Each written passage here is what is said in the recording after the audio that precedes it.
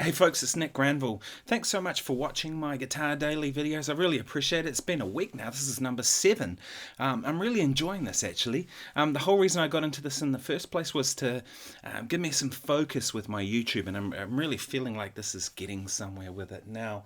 I thought I'd talk about a couple of things today. Firstly, I'm going to talk about very quickly about a practice thing that I was just thinking about this morning.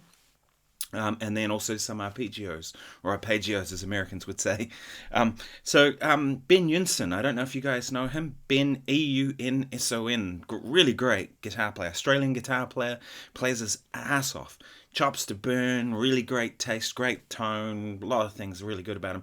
Did this thing this morning about, setting goals for your new year and how to practice and stuff like that. I found it really useful. And one thing he talked about in there was having a diary as such. Now, I've had a diary for a long time in my phone, and I kind of keep track of it, but I think there's something to be said for having paper. So I went and bought one this morning. This is my new diary. Would you believe how hard it was to find a blimmin' diary? They don't have them anymore. Everyone uses their phone. I still use my phone for my diary, like, gigs and what I have on in the week and stuff like that. But I wanted to have one here mostly for the YouTube stuff, but also my practice. So you see there, I've started writing in it what I'm up to, and here's today. So hopefully you can see that. But there's I've written in what I'm doing on the YouTube stuff so I can keep track of it. I can easily look back through the videos, but I want to have it all in one place, and also my practice. So this morning I was working on some the chromatic scale, and I was playing it as put a click on. I was playing it as eighth notes, and then I did it as triplets. I'm just gonna bring that level up a little more. Let's see how this is, if this is a bit better. How's that? There we go. So eighth notes, then triplets, and then sixteenths, and then groups of 5 over it.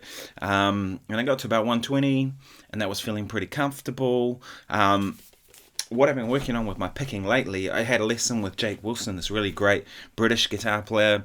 He's got chops to burn, and I really wanted to kind of get into that, get my chops up a little bit at the moment. So what I'm working on at the moment is doing that, but doing it in a way that, really focusing in on my right hand. There's some stuff I talked with Jake about that, about the motion, being very, very deliberate about what I do with that. And also like being aware of where I tense. Like I find if I'm playing anything fast, I tend to tense on my jaw or my neck or things like that, and just staying like super relaxed when I do it. So it was really useful to have that lesson for me. I encourage everybody, take lessons. Look up Ben Eunson, flick him a message and say, hey, I want to take a lesson with you, or buy one of his courses, or Jake Wilson, or Tom Quayle if you want to get the legato thing, and a whole lot more, or any number of players. John Cordy, I'm sure he does lessons. All these dudes, people do lessons. I do lessons. Bruce Foreman does lessons. Check out Bruce Foreman. And it's really useful because it not only does it inspire you, but you can sort of go in some directions with your things. Anyway, so that's the practice diary for 2024, YouTube diary, stuff like that. Sits on my desk right here in front of me, ready to go. I like the idea of paper and pen. So today I thought I'd talk about is arpeggios, or arpeggios as Americans say. I took a lesson some years ago with Mike Nock, the wonderful jazz pianist based in Sydney, Australia. Was in New York for a long time. Mike's a legend. He's played with many of the greats. People like Cannonball Adderley and Sco, and Sco was in his band. You know what I mean? He was one of the first guys who really played Fender Rhodes in a jazz group. Anyway, killer player. And one thing he talked about is there's 3 types of chords, primarily 3 types. Not only 3, but 3 main types. That everything can kind of fit into these 3 categories. So it's major, minor, and dominant. They all fit into that in some way or another. You might think of diminished as another one, but I kind of look at that as being essentially a minor shape that you could adapt.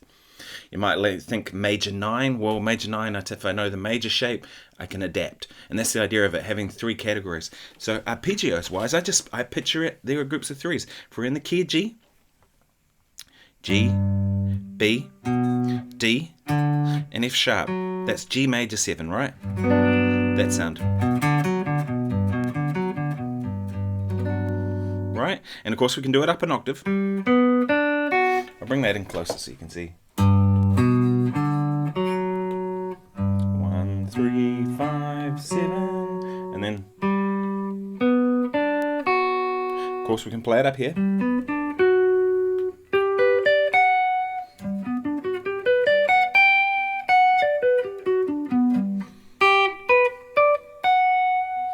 Right, you want to know it across the whole neck, right? That's the major shape. But generally, if you think of this, right, as our major shape, right? If I want major 9, I add the extension of the 9th.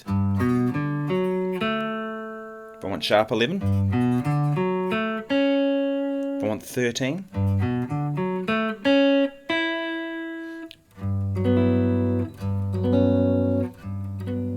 or I could put it down low in there.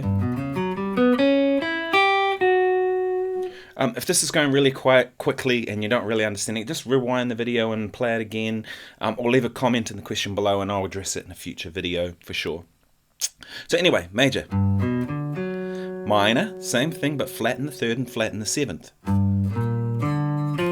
So we have G, B flat, D, F. So they took the B and we flattened it. Now it doesn't make a lot of sense to play it down here, it makes more sense to play it here. And then dominant.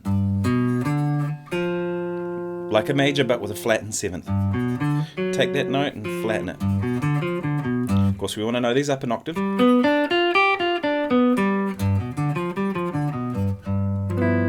Right, so now if I want major 7 flat 5. Right, there's my flattened 5th. I take the 5th and I flatten it. Major 7 sharp 5.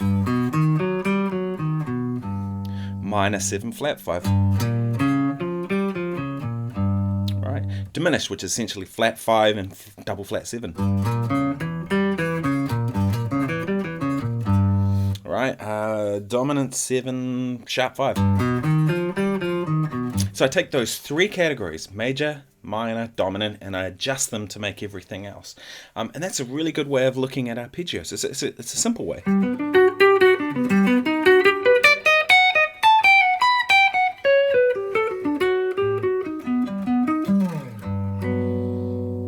And of course, you want to know them across the neck in all positions, but I find that's a really simple way to get started. Just learn your major, learn your minor, and learn your dominant, and know them really, really well.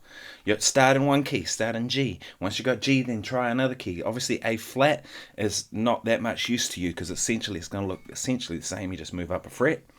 So the better thing to do would be try somewhere that's further away. Like maybe do G and then maybe do B flat. Or try G and E flat and work on those 2 keys, and then try C and A, or whatever, you know, just different shapes and sounds. And I find by the time you've done all that, you'll get to see these really quickly.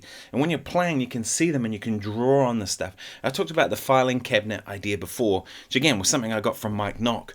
This idea that if you have all this information and you just throw it in a filing cabinet, it's really hard to kind of find where things are. But if you have it organized like this, you can grab the thing you want at the moment you need it. Because when you're in the heat of battle of playing music, you don't have time to kind of think about anything. You just got to play, right?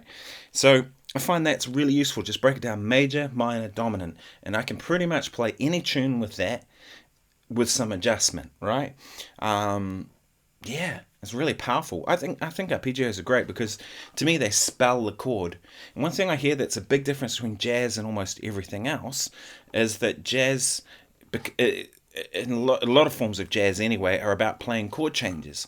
You know, you want your soloist to relate to the chord change. Whereas like a blues, for example, or a rock context, you might want to play pentatonic over all the chords. It's not necessarily better or worse, it's just different. So for me, it's like that thing of being able to play the arpeggio spells the chord. So therefore you sound like you're playing the chords just by that instant straight away.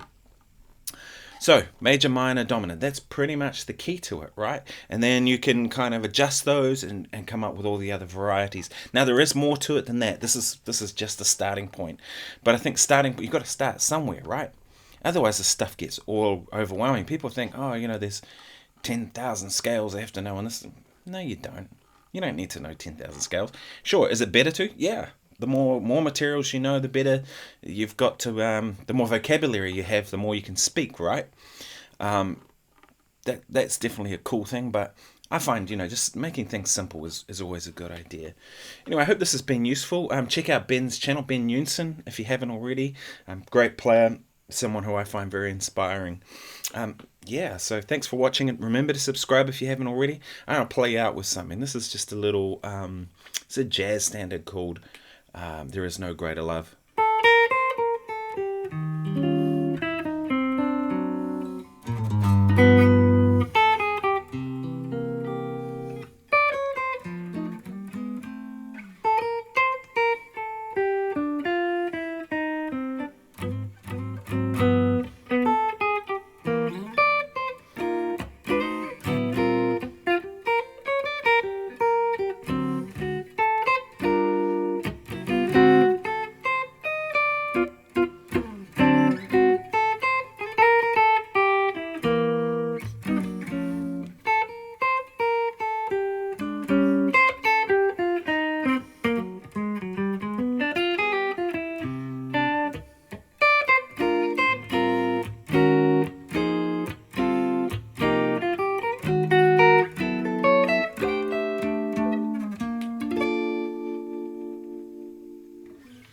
Thanks again for watching. I really appreciate everybody checking out what I'm doing here on YouTube. I do this every day. I'm enjoying this. Like I said, it's good fun to do this, and I hope you're getting something from it. If you are, let me know in the comments below if you have any further questions. The stuff I'm kind of gearing around is jazz, but not really. I'm going to cover some rock stuff like I did yesterday. I covered some more rock-based tones. I'll definitely get into some funk stuff because that's a big part of what I do. Yeah, anyway, I hope everybody's well. Take care. Cheers.